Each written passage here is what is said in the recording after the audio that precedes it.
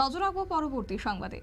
এক মাস রমজান পালন করার পর আজকের এই দিনে ঈদ উল ফিতর এবং ইসলাম ধর্মাবলম্বীরা সেই পবিত্র ঈদকে উৎসাহ এবং উদ্দীপনার সঙ্গে পালন করেছে। অবশ্য কমলপুর মহকুমা জুড়েও সেই আনন্দ উৎসাহের ছবি লক্ষ্য করা গেছে। আজকে ঈদ উল ফিতর অর্থাৎ খুশির ঈদ পালন করা হয় কমলপুর মহকুমার বিভিন্ন মসজিদে।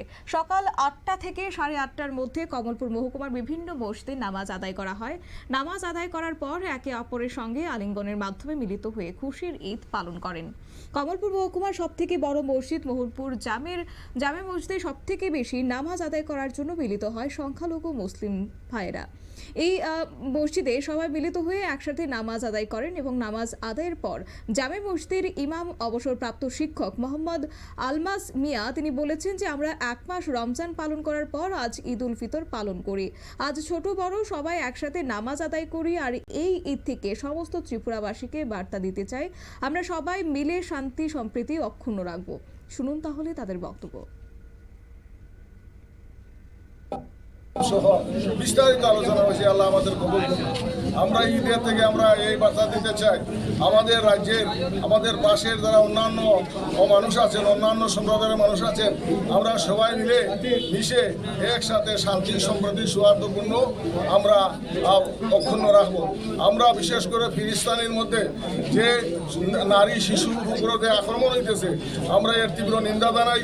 আমরা আল্লাহ পাক রব্বুল আলামিনের কাছে আমরা আরজ করি এই ফিলিস্তিনি বাসীদের উপরে সেখানে হেফাজত করুক।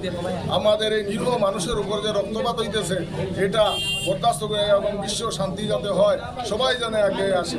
আমাদের ভারতবর্ষের মধ্যে বিশেষ করে যত নমুনার বিশেষ করে আমরা হিন্দু মুসলমান বৌদ্ধ খ্রিস্টান মিলে আমরা আছি, আমাদের মধ্যেও শান্তি সম্প্রীতি বজায় হোক। আমাদের ঈদের এই শুভেচ্ছা বার্তা সারা ভারতবর্ষ সারা জাহান সারা দুনিয়ার মধ্যে দিতে চাই এবং আমাদের মধ্যে শান্তি বর্ষিত আনুক। আমাদের এই বার্তা যাদের কাছে পৌঁছক, আমাদের রাজ্যে আমাদের মহকুমায় আমাদের এলাকায় সবাই মিলে আমরা শান্তি সম্প্রীতিতে বসবাস করতে পারি।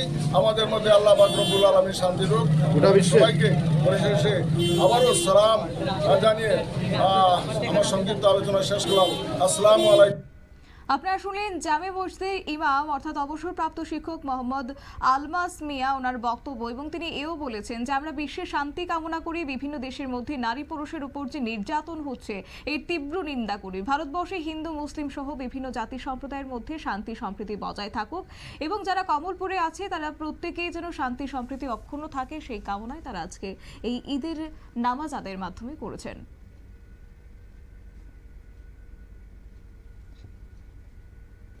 নিয়ে নিচ্ছি ছোট্ট একটি বিজ্ঞাপন বিরতির সঙ্গে থাকুন।